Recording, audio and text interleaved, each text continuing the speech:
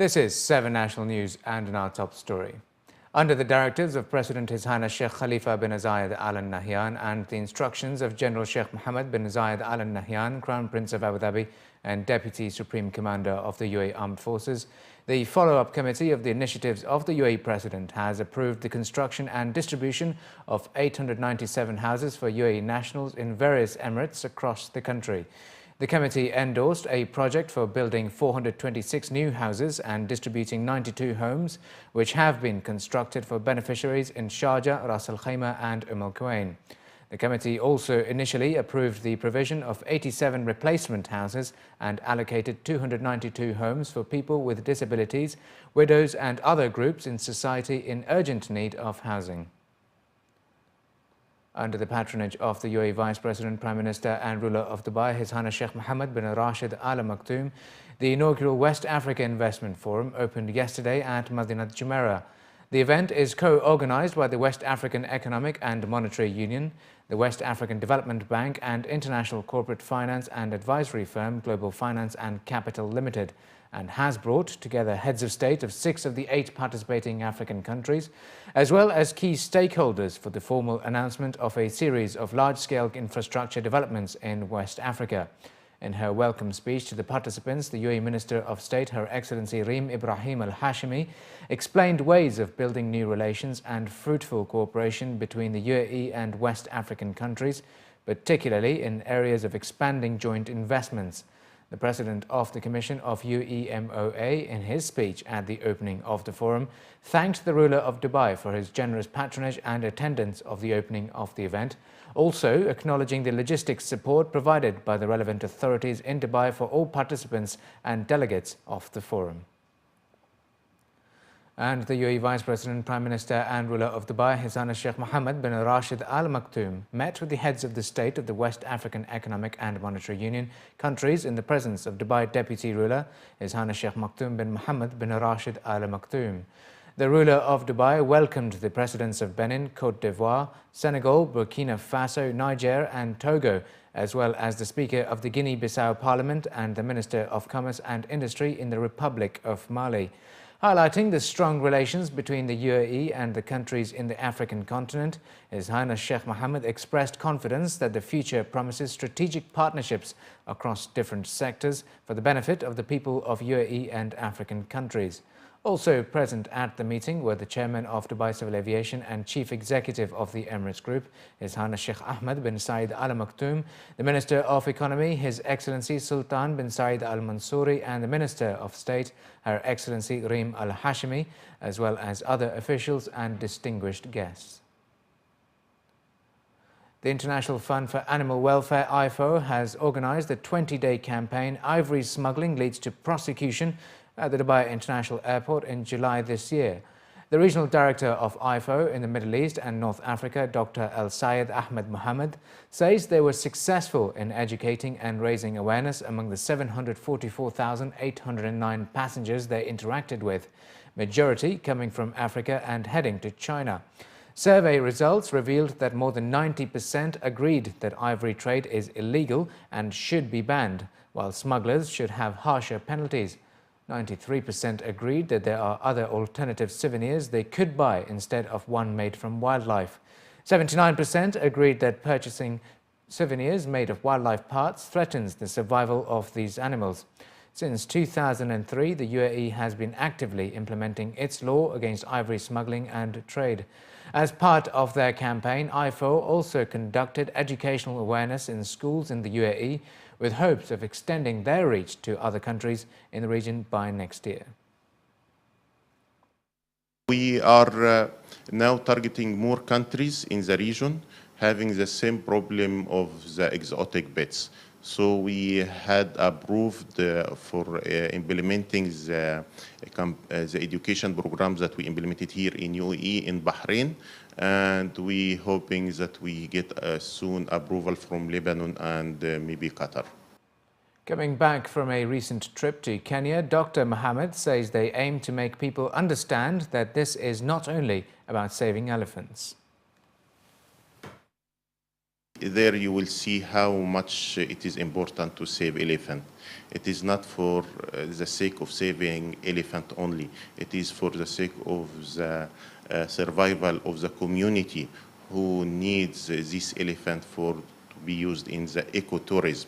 If there is no elephant in Kenya, there will be no tourist and it will affect their income. It is a problem also of protecting lives of rangers, who every year tens of rangers are killed while they are protecting elephants in their natural habitat. The Roads and Transport Authority Rail Agency has signed a memorandum of understanding with the General Headquarters of Dubai Police to provide security services for the Dubai Tram. According to a report released by the Emirates news agency WAM, officials from the rail agency were quoted as saying that both parties seek to support and coordinate efforts to ensure protection and safety to the Dubai Tram network, including its facilities and users, adding that security plays a vital role in public transport systems, especially in such a vibrant and a multinational city like Dubai. The Director of Transport Security at the Dubai Police stated that the General Headquarters of Dubai Police is working side by side with all governmental and semi-governmental entities, private institutions and Dubai residents to protect the stability and security in Dubai. And after nearly 10 years of free parking, the souk at Madinat Jumeirah is now charging visitors who leave their vehicles for more than an hour. The traditional Arabian souk, known for its souvenir shops, luxury brands, restaurants and a theatre, is charging visitors 10 dirhams for the second hour and 5 dirhams for every subsequent hour.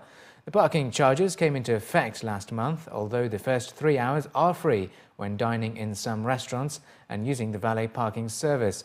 According to a spokesman for parent company Jumeirah Group, after extensive research, it was recognized that paid parking would ensure appropriate use of the parking space, allowing visitors a better chance of parking, adding that the primary aim of the new system is to reduce congestion in the parking area and improve the overall visitor experience. And finally, looking to other news, the Middle East's largest exhibition for hunting, falconry and equestrian sports is back for the 12th edition, as the Abu Dhabi International Hunting and Equestrian Exhibition opened its doors for the public today. Running until Saturday the 13th of September at the Abu Dhabi National Exhibition Centre, more than 100,000 visitors are expected to flock over to the event to witness the latest hunting and outdoor equipments on display. The exhibition, which offers a platform for the promotion of the Emirati heritage and culture, has been popular with international participation, as more than 640 exhibitors from 48 countries are taking part in this year's 4-day event. Aside from the popular weapons section, ADIHEX is showcasing some of the latest made-in UAE knives, Australian off-road gear, equipments for African safari, together with a number of heritage shows lined up to entertain the crowd. Much of the focus this year has been on animal conservation, particularly with regards to veterinary services on offer by the Al Ain Zoo and the Abu Dhabi Falcon Hospital. Exhibitors who aim to use the platform to educate the public about their conservation efforts and reintroduction programs of some of the desert species. This kind of exhibition as ADIHEX is focusing about the importance of animals and the importance of the other things that can help the people to know about the animals that they are living in this area. And with our participation in this exhibition, we are focusing in this. We are aiming to tell the people that we are here and we are keen to help the animals in terms of breeding and of conservation. Among the participants highlighting their efforts with interactive activities and educational workshops is the International Fund for Habbara Conservation. Since the start of their sustainability programs in 1996, the fund has successfully released more than 200,000 Habbara back into the wildlife, saving them from the threat of extinction. According to the officials, in 2014 alone, the IFHC's breeding program has produced more than 25,500 Asian Habbara bustard and 20,426 North African Habbara. It's representing the identity of the nation, and this is why we believe that it's our role to preserve this culture through making sure to keep the sustainable number of these birds in the wild. In UAE, we started in 2004 experiment to do reintroduction of the birds in UAE, and by releasing 5 birds. And by last year, we already did 9,000. We released 9,000 birds, and the aim was to see if these birds produced in captivity, they will be easily adapting to the harsh environment in the region. But the success was, and we had an excellent results. And since 2007, we start to have a natural breeding in UAE with 3 nests, and this year we found more than 62 nests in different areas of UAE.